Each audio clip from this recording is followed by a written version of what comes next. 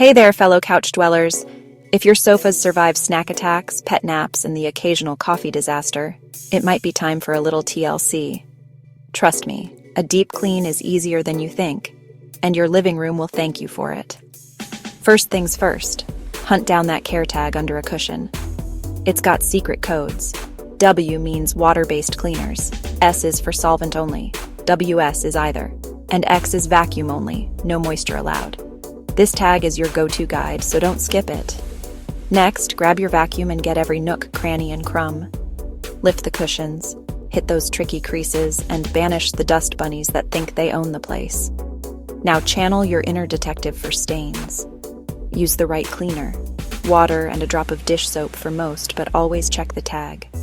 Dab, don't rub, and work from the outside in to stop that stain from spreading. Ready for a magic trick?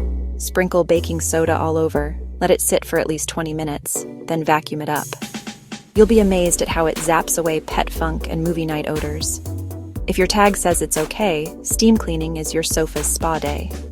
Always test a hidden spot first, better safe than sorry. Finally, let your couch dry completely.